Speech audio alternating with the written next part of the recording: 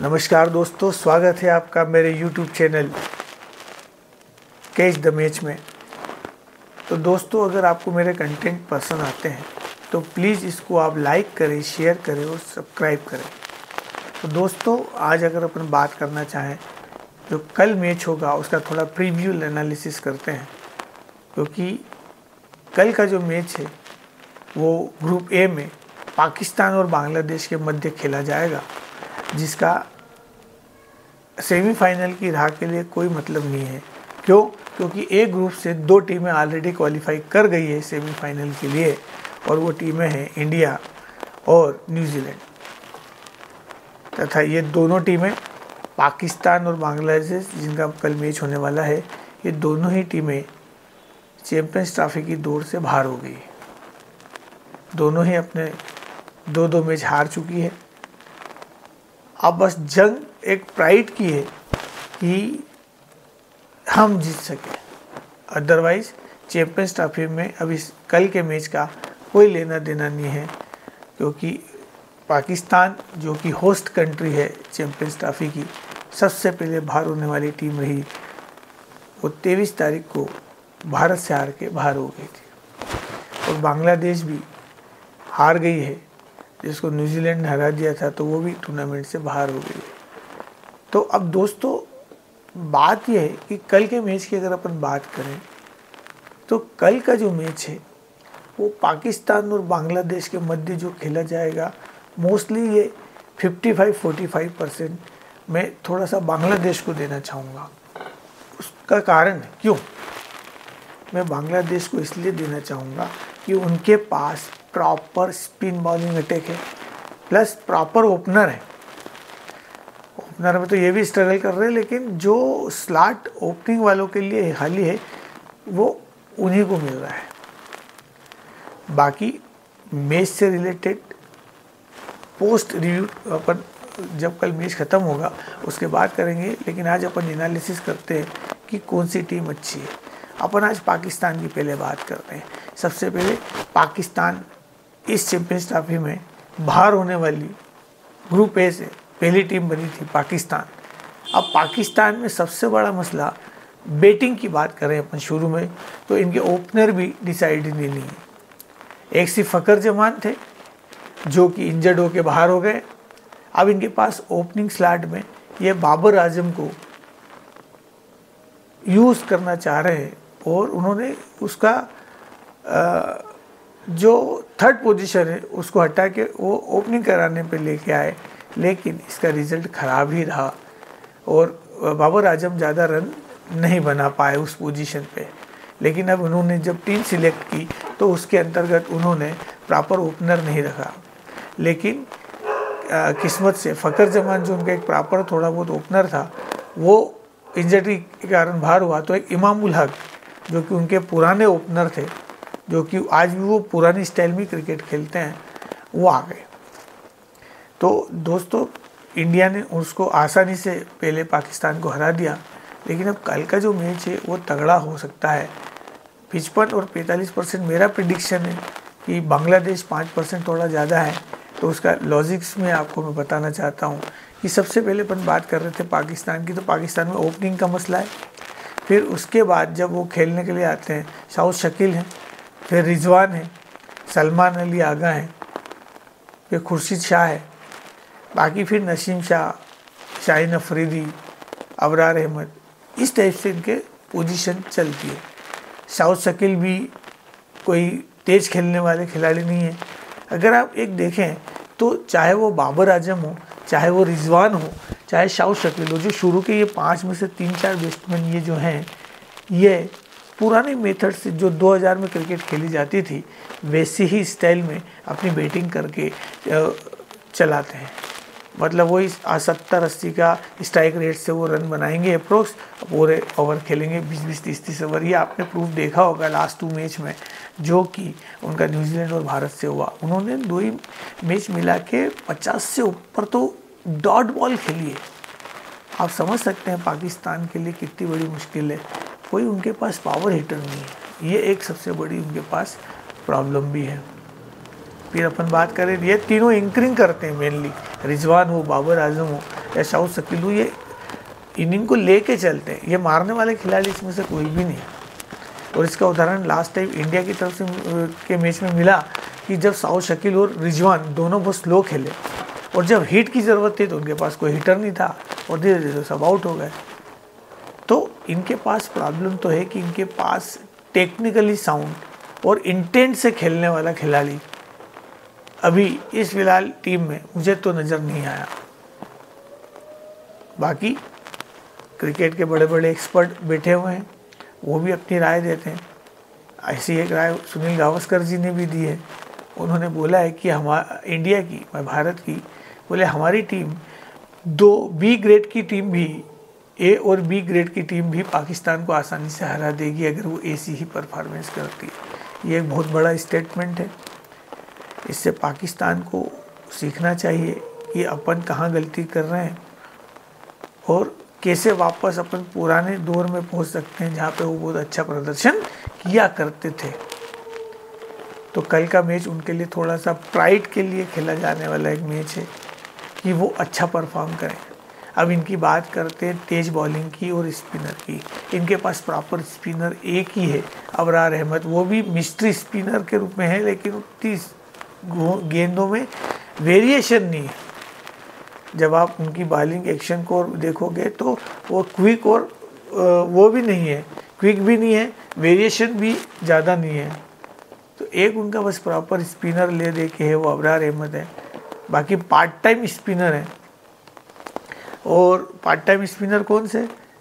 सलमान अली आगा और खुर्शीद शाह। जब रिजवान से प्रेस कॉन्फ्रेंस में पूछा गया तो बोले इंडिया की तरफ से अक्षर पटेल, रविंद्र जडेजा, बोले ये भी तो करते हैं, जैसे हमारे सलमान खान और खुर्शीद शाह करते हैं। मतलब आप देखिए कि रिजवान जो है वो तुलना, पाकिस्तान का कप्तान, ये तुलना भारत के जडेजा से और अक्षर पटेल से, सलमान अली आगा और खुर्शीद शाह से कर रहा है, जबकि वो अभी नए आए हैं और उनको तो बहुत एक्सपीरियंस हो गया जडेजा और अक्षर पटेल को खेलते हुए। तो ये तुलना ही करना गलत है, करने की ज़रूरत क्या है। लेकिन पाकिस्तान हमेशा ही जब भी कोई इवेंट होता है उसमें वो भारत से तुलना करते हैं कि हम ऐसे हैं, आप ऐसे हो, ऐसा। लेकिन तुलना करना बेईमानी है। बहुत फ़र्क है। आज की भारतीय क्रिकेट मॉडर्न डे क्रिकेट खेल रही है, वहीं पाकिस्तान की जो क्रिकेट टीम है वो आज भी 1980-90 2000 का जो क्रिकेट है वही खेल रही है। वही 260-280 रन बना लेंगे और उसके आधार पे हम मैच जीत जाएंगे। तो उस समय उनके पास एक नेचुरल टैलेंट हुआ करता था जिस ज़माने में पाकिस्तान जीता करती थी। लेकिन आज के समय में सिर्फ नेचुरल टैलेंट ही काम नहीं आता है, आपको अपनी स्किल को डेवलप करना पड़ेगा, ग्रूम करना पड़ेगा, तब जाके आप इंटरनेशनल क्रिकेट में सर्वाइव कर सकते हो, जिसकी कमी आज पाकिस्तान में है। पाकिस्तान आज भी जब क्रिकेट खेलती है तो ऐसा उनको नींद आने लगती है, चाहे वो 50 ओवर का जब मैच खेलती है लोगों को। तो आप देख सकते हैं कि पाकिस्तान में टूर्नामेंट हो रहा है और पाकिस्तान में ही लोग नहीं आ रहे पाकिस्तान का मैच देखने के लिए। तो ये एक सोचने वाली बात है कि पाकिस्तान की क्रिकेट कैसे और कहाँ चली गई और उसको इम्प्रूव कैसे किया जा सकता है। खैर, अब अपन आए कि कल के मैच की बात कर रहे थे तो पाकिस्तान की जो स्ट्रेंथ है, बैटिंग तो उनके पास शुरू से नहीं है, बहुत दिक्कत है। ले दे के 2 से 3 खिलाड़ी ही अभी अच्छा परफॉर्म कर रहे हैं, एक रिजवान थोड़ा बहुत और फिर एक सलमान अली आगा और खुर्शीद शाह, ये 2 खिलाड़ी बहुत अच्छा परफॉर्म बैटिंग में कर रहे हैं। कल देखना होगा कि कल इनमें अब कैसा प्रदर्शन करते हैं। बाबर आजम, जिनसे बहुत अपेक्षा की जाती है पाकिस्तान के अंतर्गत, और पाकिस्तान के पुराने ही लीजेंड उनको बोलते थे कि one of the greats cricketer है, लेकिन उन्होंने अपना पिछले 2 साल से बिल्कुल भी उनका फॉर्म कैरी नहीं हो रहा है और स्पेशली आईसीसी इवेंट में तो उनका प्रदर्शन बहुत ख़राब है। तो अब ये समझना होगा कि कैसे इसको वो इम्प्रूव कर सकते हैं। तो कल का दिन उनके लिए ये प्रूव करने के लिए भी है कि वो सिर्फ छोटी टीमों के विरुद्ध ही रन नहीं बनाते हैं, वो अच्छी टीमों के विरुद्ध भी अच्छे रन बनाते हैं। तो कल के मैच में अपन बात कर रहे हैं पाकिस्तान की बैटिंग की, जो ले दे के 2-3 लोग ही हैं जो वो रन कर पा रहे हैं। बाबर आजम और रिजवान को कल स्टैंड अप होना पड़ेगा, अच्छी स्ट्राइक रेट से खेलना पड़ेगा। और अगर 300 रन के ऊपर का टारगेट उन्होंने, अगर सपोज बैटिंग पाकिस्तान की आई और 300 रन के ऊपर का रन चेस करने के लिए सामने बांग्लादेश को उन्होंने दिया, तो थोड़ा बहुत उसको डिफेंड कर जाएंगे। अदरवाइज अगर वही 240-260 का रन का टारगेट दिया तो बांग्लादेश की टीम पाकिस्तान की टीम से बैटिंग में स्ट्रांग है। और बॉलिंग की बात करें तो बॉलिंग में पाकिस्तान के पास 3 जो उनके फास्ट बॉलर है, सो कॉल्ड तेज फास्ट बॉलर, वर्ल्ड के बोले वो renowned so called fast bowler, Haris Rauf, Naseem Shah और शाहीन अफरीदी, वो तीनों तो कल खेलेंगे। ले दे के अबरार अहमद उनका एक स्पिनर है। बाकी पार्ट टाइमर जो सलमान अली आगा और खुर्शीद शाह ऑलराउंडर जो ये 2 हैं, ये बॉल को अंजाम देते हुए नज़र आ रहे हैं। तो कल के इसमें अगर बांग्लादेश और पाकिस्तान के मध्य मैच हुआ और पाकिस्तान 300 रन से ऊपर रन बना दिया, तब तो वो डिफेंड करने की पोजीशन में होगा। अदरवाइज अगर बांग्लादेश 300 रन बना दिया, इसका रिवर्स अगर बांग्लादेश ने पहले बैटिंग करके 300 रन के आसपास बना दिए तो पाकिस्तान के लिए चेस करना बहुत मुश्किल हो जाएगा। अब अपन आपको बताएंगे, बांग्लादेश की बात कर लेते हैं। बांग्लादेश के भी 3-4 खिलाड़ी अच्छा प्रदर्शन कर रहे हैं टुकड़ों में, जिसमें से एक जाकिर अली, इनका 2 ही मैचों में अच्छा परफॉर्म किया सिटी के, लेकिन वो कैपिटलाइज नहीं कर पाए। इंडिया और न्यूजीलैंड ने उनको हराया, लेकिन बांग्लादेश ने फाइट दी। बांग्लादेश ने 2 ही मैच 45 ओवर के आसपास ही अपने 45 ओवर तक ओवर लेके चले गए मैच को, तो बहुत बड़ी बात है। तो ये समझना होगा बांग्लादेश के भी टीम को कि एक तो पूरे 50 ओवर खेलने में वो साथ में पार्टनरशिप पे ध्यान दें, वो ज़्यादा पार्टनरशिप बना नहीं पाते हैं। इंडिया के विरुद्ध भी 37 पे 5 के बाद एक ही पार्टनरशिप उनकी सबसे बड़ी हुई थी, जो जाकिर अली के मध्य बहुत अच्छी उन्होंने बैटिंग की थी और एक और खिलाड़ी थे उनके, तो ये दोनों ने बहुत अच्छा प्रदर्शन उस मैच में दिया था, हृदय जो थे। लेकिन कल के मैच में उनका प्रदर्शन इम्पोर्टेंट रहेगा। तो किसी मैच में उनका हृदय ने परफॉर्म किया, साथ में जाकिर अली थे, तो इंडिया के विरुद्ध वो 37 से 5 के बाद वो रन को लेके चले गए 238 तक, लेकिन वो डिफेंड नहीं कर पाए। इसी प्रकार से जब अभी लास्ट मैच जो उनका न्यूजीलैंड से हुआ है, उसमें इनके कप्तान ने अच्छी पारी खेली है और नीचे से जो उनके उछल्ले बल्लेबाज थे, जो बॉलिंग भी डालते थे, उन्होंने 10-15 रन का योगदान दिया।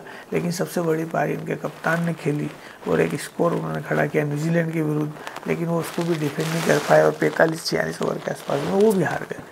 तो एक तो ये चीज़ कि उनको रन बनाने पड़ेंगे 300 के आसपास, तो वो डिफेंड करने की स्थिति में होगी। इनकी बॉलिंग मेरा मानना है पाकिस्तान से अच्छी है। तस्किन अहमद एक बहुत बढ़िया बॉलर है उनके पास, फिर है मुस्तकीर रहमान, वो भी अच्छी बॉल फेंकते हैं। तो ये 2 बॉलर तो ही, फिर निशाद उनके बहुत अच्छे, एक मेहंदी हसन मिराज स्पिन में निशाद है, ये अच्छी बॉल डालते हैं। तो बॉलिंग की टक्कर है, देखें किधर की बॉलिंग कल अच्छी आती है।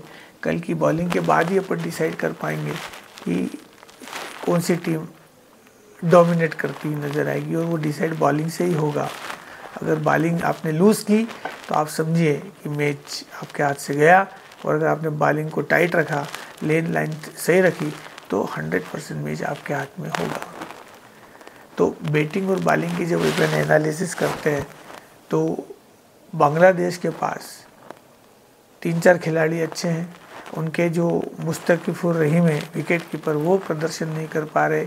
इसी प्रकार से महमूदुल्लाह जो सीनियर प्लेयर है, वो भी प्रदर्शन नहीं कर पा रहे। कल अगर उन्होंने इसका प्रदर्शन किया तो मैच में बहुत बड़ा फर्क आएगा। बाकी इसका सिटी चैंपियनशिप ट्रॉफी से कोई लेना देना नहीं है। धन्यवाद।